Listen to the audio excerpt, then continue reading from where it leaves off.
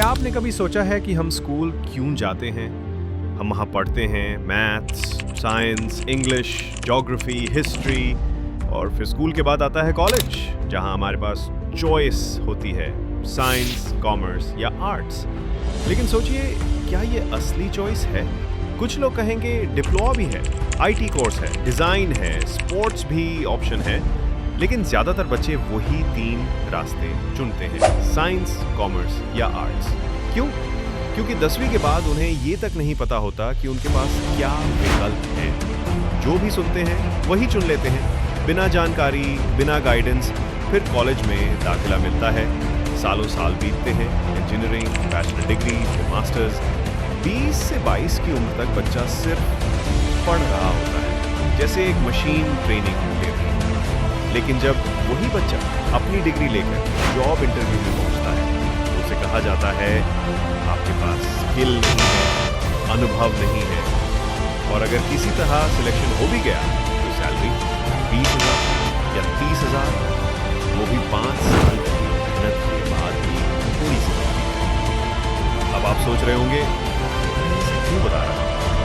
क्योंकि शायद आपने अब तक नोटिस नहीं किया कि आप इस पूरी साइकिल में फंस चुके हो, और इससे निकलना आसान नहीं है, क्योंकि हमारा एजुकेशन सिस्टम ही ऐसा डिज़ाइन किया गया है कि आप कभी उससे ऊपर ना जा सको। फैमिली प्रेशर्स, टीचर्स की मनमर्जी, फर्जी मोटिवेशन और आपकी खुद की सोच और पैशन को हमेशा दबा दिया जाता है। हर कोई आपको बताएगा कि आपको क्या बनना चाहिए, लेकिन कोई ये नहीं पूछेगा कि आप क्या बनना चाहते हो। कई बच्चों में स्किल्स होती हैं, sports, communication, technology, arts, knowledge, लेकिन जब कोई ऑप्शन ही नहीं दिखाया जाता, तो वो टैलेंट कभी बाहर ही नहीं आता, और फिर वो बच्चा अपनी काबिलियत से कहीं अलग फील्ड में सिर्फ सरवाइव करने लगता है, सक्सेस नहीं। और इसका नतीजा? देश में बेरोजगारी लगातार बढ़ रही है। लाखों ग्रेजुएट्स, लेकिन नौकरियां नहीं, स्किल्स नहीं, डिस्कवरी नहीं, सिर्फ डिग्री और इंतजार। तो आज इस वीडियो में हम जानेंगे किसने बनाया ये एजुकेशन सिस्टम, और सरकार।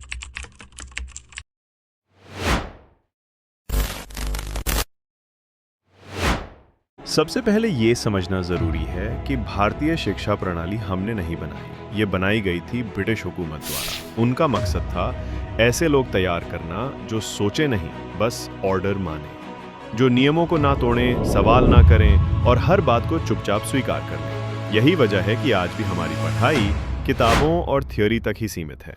प्रैक्टिकल सोच या क्रिएटिविटी को कोई जगह ही नहीं दी जाती।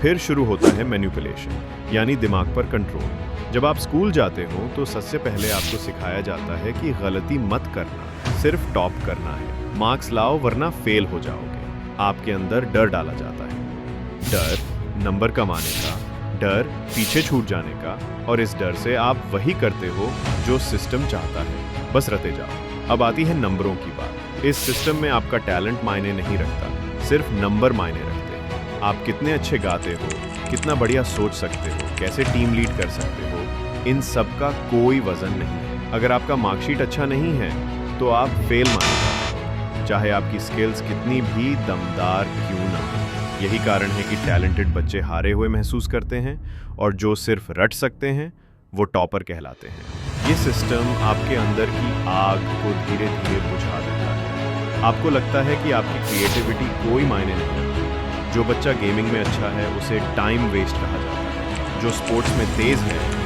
उसे बैकअप ऑप्शन बोला जाता है, और जो बच्चा पेंटिंग, एनिमेशन या डिज़ाइन में अच्छा है उससे कहा जाता है इससे कोई भविष्य नहीं बनता। और इस तरह हमारा सिस्टम लाखों बच्चों की स्किल्स और टैलेंट को बर्बाद कर देता है, सिर्फ इसलिए क्योंकि वो मार्कशीट में फिट नहीं करते। तो जब आप ये सोचते हो कि मुझे कुछ अलग करना है, तभी सिस्टम आपको वापस खींच लेता है। टीचर बोलते हैं ये सब छोड़ो, बोर्ड पे फोकस करो। पेरेंट्स कहते हैं डॉक्टर बनो, इंजीनियर बनो, बाकी सब बेकार है। और इस तरह धीरे धीरे आप वो बनते हो जो सिस्टम चाहता है, ना कि वो जो आप बनना चाहते थे।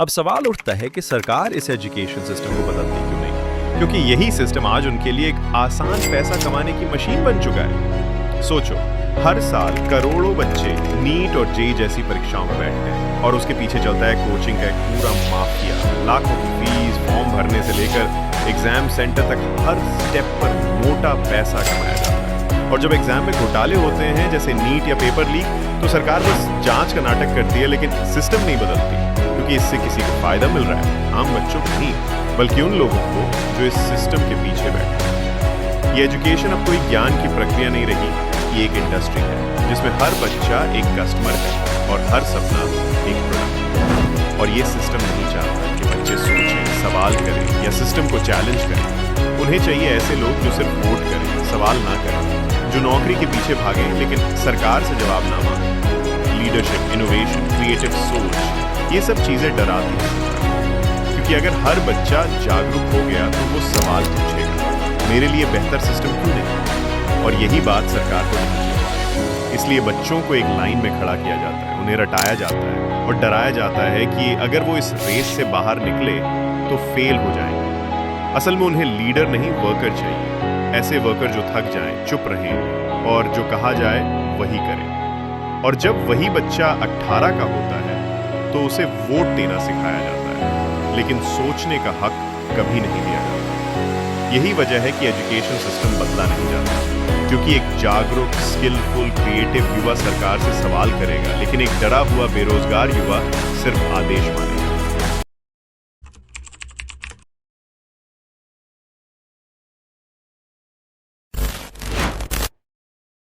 अब सवाल उठता है, हम क्या करें? क्या पढ़ाई छोड़ दें या चुपचाप इस सिस्टम को फॉलो करते रहें? क्या आवाज उठाने से कुछ बदलेगा? शायद नहीं, लेकिन एक चीज आप जरूर कर सकते हो, आप अपनी जिंदगी की कमान खुद के हाथ में ले सकते हैं। जो चीज आपको पसंद है, जिसमें आपका दिल लगता है, उसी में गहराई से सीखो, उसी पे फोकस करो। आज YouTube और इंटरनेट पर हजारों कोर्स फ्री में मिलते हैं, वो कोर्स जो कई लोग लाखों रुपए देकर विदेशों में सीखते हैं।